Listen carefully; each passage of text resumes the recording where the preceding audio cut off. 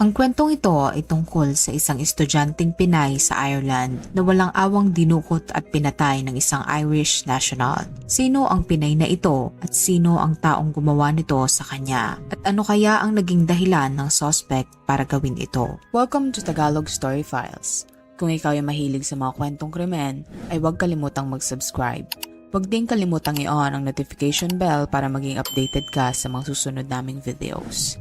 Isang pamilya na mula sa Pilipinas ang piniling manirahan sa Ireland para sa mas magandang buhay. Ngunit ang pagtira pala nila sa ibang bansa ang magiging rason kung bakit pagdadaanan nila ang isang trahedya na hindi gugustuhin ng kahit sinong magulang. Taong 1990s nang pumunta sina Danilo Valdez at Teresita Valdez sa Ireland. Tumira ang mag-asawang Valdez sa Enniskerry, Ireland. Ang Enniskerry ay isang magandang village na matatagpuan sa Ireland. May layo itong 30 minutes sa isang sikat na destinasyon sa Ireland na tinatawag na The Garden of Ireland. Piniling manirahan ng mag-asawang Valdez sa lugar na ito dahil sa ganda nito at para na rin doon magtrabaho at kumita ng pera na ipangtutustos nila sa kanilang nag-iisang anak. Regular na nagpapadala sina Danilo at Teresita sa Pilipinas para matustusan ang pag-aaral ng kanilang anak. Ang anak nila ay kinilalang si Justin Valdez. Si Justin ay naiwan sa Pilipinas sa pangangalaga ng kanyang lolo at lola. Lumaki umanong mabait,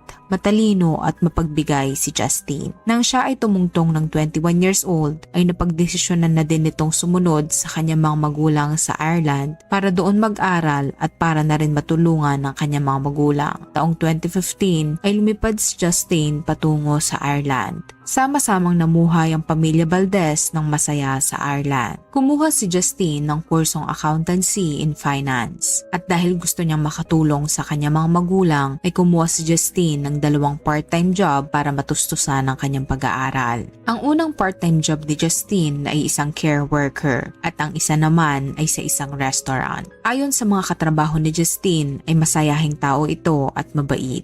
Ang pamilya Valdez ay nakatira sa isang maliit na bahay sa bakuran ng isang mansion na pagmamay-ari ng kanilang amo. Si Danilo ay nagtatrabaho bilang isang hardinero at si Teresita naman ay isang housekeeper. Inakala ng pamilya Valdez na magiging maayos at masaya na ang kanilang pamumuhay na magkakasama. Ngunit noong May 19, 2018 ay isang kagimbal-gimbal na balita ang natanggap ng pamilya Valdez. Sabado noong araw na iyon ay umalis ang 24 years old na si Justin para i-renew ang kanyang residency permit. Matapos iyon ay pupunta rin umano ito sa gym para mag-workout. Sa buong araw na iyon ay nag-a-update daw si Justin sa kanyang ina. Nagpalitan umano sila ng 64 messages at ang huling message daw doon ay bandang 4:20 PM galing sa kanyang ina. Base sa text ay nagpapabili ang ina ni Justin sa kanya ng tinapay bago ito umuwi. Bandang 5:40 PM ay nakasakay na umano si Justin ng bus mula sa Bray patungong Enniskerry. Matapos iyon ay kailangan umano niyang maglakad ng 3 kilometro para makapunta sa kanilang bahay. Dumating ang bus na sinasakyan ni Justin ng 6:10 PM sa Enniskerry. Nang siya ay makababa sa bus, ay hindi niya alam na may nag-aabang na pala sa kanyang tao na may binabalak na masama. Habang siya ay naglalakad pa uwi, ay may sumusunod na sa kanya nang hindi niya alam. Makalipas ang ilang minuto ng kanyang paglalakad, ay dinukot siya ng lalaking sumusunod sa kanya. Ang mga magulang ni Justin ay naghihintay sa kanyang pagdating. Ngunit nagtataka ang mga ito kung bakit hindi pa rin siya dumadating at hindi na rin umano ito nagte-text. Nasanay daw sila na hindi nalilate sa pag-uwi ang kanilang anak at kung malilate man ito ay lagi itong nag-a-update. Sa kaparehas na oras at araw na iyon ay nakatanggap daw ng tawag ang mga otoridad mula sa isang babae. Ayon sa babae ay napadaan daw siya sa area kung saan bumaba si Justin ng bus. Napansin daw ng babae na may isang black na sasakyan na nakapark sa gilid ng kalsada at nakabukas ang pinto nito sa likod. Habang dinadaanan niya daw ito, narinig niya na may sumisigaw sa loob at nakita niya daw na may babae sa loob ng sasakyan. Narinig niya daw na sinampal ng lalaki ang babae at galit na galit itong sumisigaw. Kaya naman iginili niya daw ang kanyang sasakyan at tumawag ng mga otoridad. Sa kanyang pagtawag ay dali-dali daw umalis ang sasakyan. Gustuhin man niya na sundan ang sasakyan para tulungan ng babae ay natakot din umano siya dahil kasama niya ang kanyang anak. Bukod sa babae ay may tumawag pa umanong lalaki sa mga otoridad at nag-report na may nakita itong isang babae sa loob ng sasakyan na tila humihingi ng tulong. Hindi daw siya sigurado kung kumakaway lang ba ito sa kanya o humihingi ng tulong kaya minabuti daw nitong tumawag sa mga otoridad para makasigurado. Dahil sa sobrang pag-aalala ng magulang ni Justine sa kanya ay humingi na rin ito ng tulong sa mga otoridad. Tumawag sila sa mga otoridad para i-report na nawawala ang kanilang anak. Nakipagtulungan naman ang mga otoridad sa magulang ni Justine. Ipinalarawan ng mga otoridad ang pagkakakilanlan ng biktima. Ayon sa mga magulang ni Justine, siya ay may tangkad na 5 feet, payat at may mahabang itim na buhok. Nakasuot din umano ito ng gray na leggings, white t-shirt at jacket dahil mag-gym ito nung araw na iyon. Agad-agad namang pumunta ang mga otoridad sa lugar kung saan namataan ang sinasakyan ni Justine. Nang sila ay makarating, nakita nila ang sirang cellphone ni Justine at ang bag nito na may lamang tinapay. Doon pa lang ay ramdam na ng mga pulis na maaring may masamang nangyari sa dalaga. May mga umiikot na ding helicopter at mga patrol car para mas mapabilis ang paghahanap sa dalaga. Nakuha din ng mga otoridad ang description ng sasakyan. Ito daw ay isang black Nissan Qashqai. Hinanap ng mga otoridad ang lahat ng mga ganoong sasakyan sa area. Makalipas ang ilang oras ng paghahanap ay may na-recover silang CCTV footage kung saan sinusundan ng black Nissan ang bus kung saan nakasakay si Justine. Doon napagtanto ng mga otoridad na maaring yun na ang suspect sa pagkawala ni Justine kaya naman nag-focus sila para hanapin ang lalaking nagdadrive ng sasakyan na iyon. Sinubukan nilang itrack kung sino ang nagmamay-ari ng sasakyan na iyon at bandang 3 AM ay napag-alaman nila na pagmamay-ari iyon ni Nicole Hennessy. Noong May 20, Sunday iyon ng 10 AM ay nahanap ng mga otoridad si Nicole Hennessy at napag-alaman nila na ang nagmamaneho ng sasakyan noong araw na nawala si Justine ay ang asawa ni Nicole na kinilalang si Mark Hennessy. Si Nicole at Mark ay may 2 anak at ang kanilang bunso ay 1 taong gulang pa lamang. Si Mark ay 40 years old at isang construction worker. Ayon sa mga nakakakilala kay Mark, siya umano ay isang hardworking at tahimik na tao. Mabait na ama din ito sa kanyang mga anak at matulungin din umano ito sa kanyang mga kapitbahay. Ngunit may mga nagsasabi din na si Mark umano ay lasinggero. Na mga nakaraang linggo daw, bago mawala si Justine ay palaging lasing si Mark at may pagkakataon pa umano na gumagamit ito ng ipinagbabawal na gamot. Si Mark ay ipinanganak at lumaki sa Dublin, Ireland. Nang maging mag-asawa sila ni Nicole ay lumipat sila sa Bray, Ireland. Nang ma-interview ng mga otoridad si Nicole ay sinabi nito na hindi maayos ang relasyon nila ni Mark dahil sa laging pag-iinom nito at paggamit ng ipinagbabawal na gamot. Ang huling beses daw na nakita niya si Mark ay noong Sabado bago ito pumasok ng trabaho bandang 7:30 AM. Umuwi din umano ito bandang 3 PM ngunit umalis din muli bandang 5:25 PM. Sinabi daw ni Mark na aalis ito para uminom ngunit hindi na daw ito bumalik at hindi rin sinabi kung nasaan siya. Agad-agad pumunta ang mga otoridad sa bar kung saan maaring umiinom si Mark at sa isang bar na napuntahan nila ay kumpirmadong pumunta doon si Mark. Ayon sa mga crew doon ay 10 minutes lang daw na nagstay doon si Mark. Nanood umano ito ng football saglit at umalis din agad.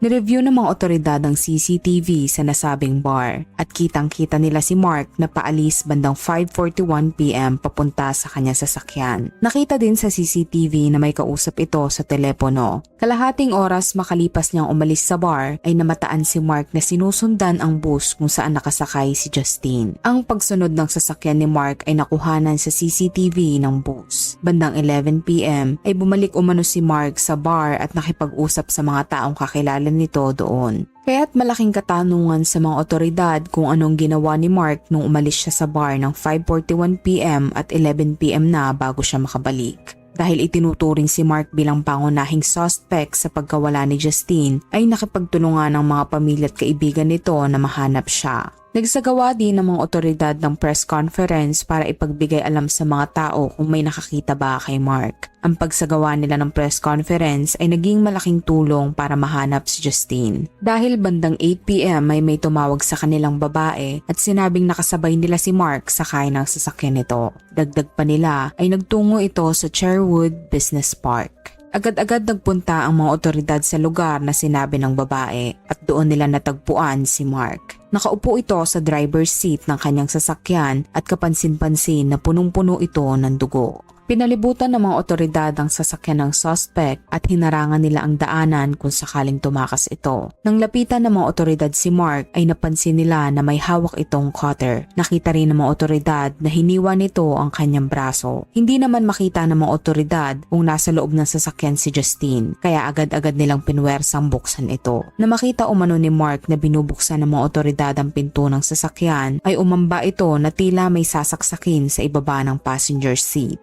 Akala daw nila na naroon si Justine kaya naman nagdesisyon ng isang senior police na paputukan ng baril si Mark para matigil ang gagawin nito. Tinamaan si Mark ng bala sa braso at tumagos ito sa kanyang dibdib. Matapos iyon ay nabuksan ng mga otoridad ang pinto ng sasakyan sa passenger seat, ngunit wala doon si Justine. Binuksan din nila ang pinto sa likod ng kotse, ngunit wala din doon si Justine. Inilabas ng mga otoridad si Mark sa sasakyan para magamot. Sa mga pagkakataon na iyon ay gising pa rin si Mark at nakiusap sila dito na sabihin kung nasaan si Justine, ngunit nanatili itong tahimik. Dahil sa napakaraming dugo na nawala rito ay binawian ito ng buhay makalipas ang ilang minuto. Si Mark ay inanunsyong dead on the scene bandang 8:38 PM. Ang pagkamatay ni Mark ay naging dahilan para mapatagal ang paghahanap kay Justine. Laking pagsisisi din ng pulis na bumaril kay Mark dahil inakala umano nito na naroon ang dalaga sa sasakyan. Ngunit wala pala ang dalaga doon. At dahil sa pagkamatay ni Mark ay mas lalo na silang mahihirapan na hanapin ang dalaga. Ngunit porsigido pa rin ng mga otoridad na hanapin si Justine. Hinalughog ng mga otoridad ang sasakyan sa pag-asang mayroon silang makukuhang bagay na maaring magturo kung nasaan si Justine. Nakakuha sila ng isang bote ng alak at isang papel na may dugo.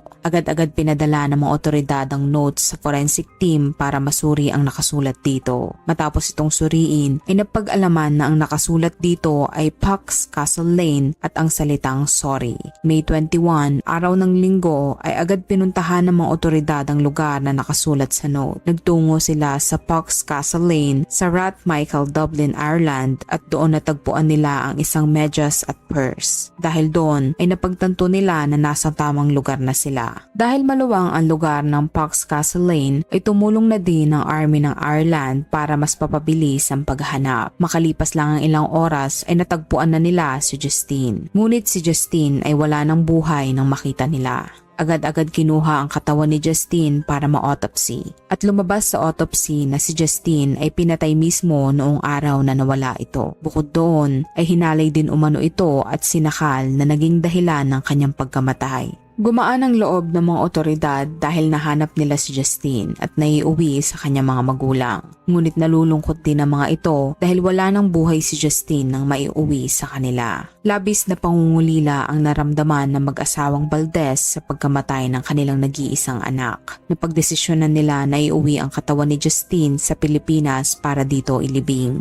Gumawa din ng GoFundMe page ang pamilya ni Justine para makaipon ng pera upang maiuwi sa Pilipinas ang katawan nito. Kinakailangan nila ng 10,000 euro sa loob ng 24 hours. Ngunit higit pa doon ang nakuha nila. Nakatanggap ang magulang ni Justine ng 110,000 euro o kung i-convert sa Philippine peso ay nagkakahalaga ng halos 6.8 million. Ang mga mamamayan ng Ireland ay nalungkot sa sinapit ni Justine. Kaya naman nag-donate ang mga may mabubuting puso para matulungan ng pamilya ni Justine. Nagkaroon din ng pagtitipon-tipon ng Filipino community sa Ireland para dumamay sa pamilya ni Justine sa pagkawala niya. Dinaluhan din ito ng ibang mga Ireland nationals na labis na nalungkot sa ginawa ng kanilang kababayan. Labis naman ang pasasalamat ng magulang ni Justine sa mga nakiramay sa kanila. Ibinahagi din nila ang pangarap ni Justine na naglahong parang bula sa pagkawala niya. Pangarap umano ng kanilang anak na sa Ireland manirahan. Gusto umano nitong makabili ng bahay at magsimula ng panibagong buhay. Mabait at mapagmahal umano ang kanilang anak at mananatili ito sa kanilang puso habang buhay. Base naman sa investigasyon ng mga otoridad ay walang kahit anong koneksyon sa pagitan ni Mark at Justine. Maari daw na nakita ni Mark si Justine sa restaurant na pinapasukan nito o kaya naman ay nakita daw nito si Justine sa bus stop at nabighani sa kanya. Maari din daw na random na pagdukot at pagpatay lang ang ginawa ni Mark. Ayon naman sa mga nakakakilala kay Mark ay may dark side daw ito.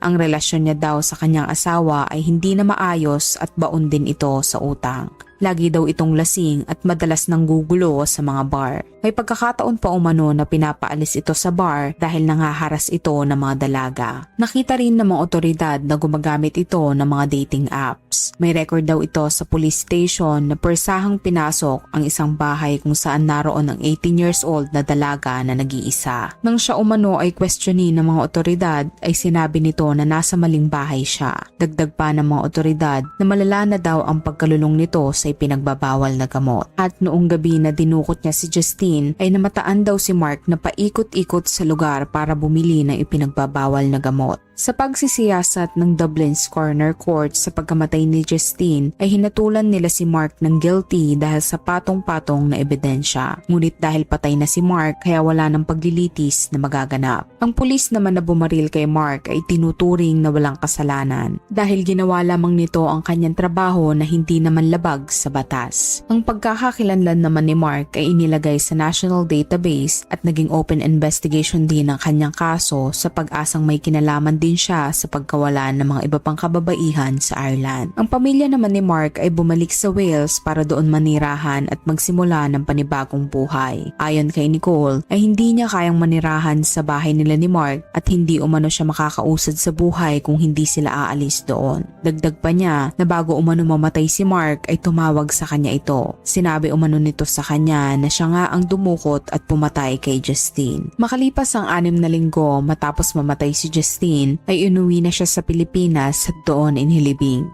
Hinintay muna ng mga magulang ni Justine ang kanyang birthday bago ito ilibing. Makalipas ang 1 taon pagkatapos mailibing si Justine ay bumalik na muli sa Ireland ang mag-asawang Valdez. At kahit ilang taon pa man ang dumaan ay nakatatak pa rin sa puso't isip nila ang trauma na dulot na nangyaring krimen sa kanilang anak. Araw-araw daw nilang naiisip ang kanilang anak. Madalas din umano nilang tawagin ang pangalan ni Justine ng pabulong para kahit papaano ay maibsan ang pangungulila nila dito. At base sa huling interview, makalipas ang ilang taon mula nang pumanaw si Justine, ay sinabi ng kanyang mga magulang na mahal daw nila at miss na nila ang kanilang prinsesa. Kahit na labis ang sakit at pangungulila nila bilang magulang, ay kinakailangan pa rin nilang magpatuloy sa buhay. Kung ikaw ang tatanungin, sa iyong palagay, ano kaya ang dahilan kung bakit pinatay ni Mark si Justine? At tama lang ba ang ginawa ng pulis na barilin si Mark? Comment down below.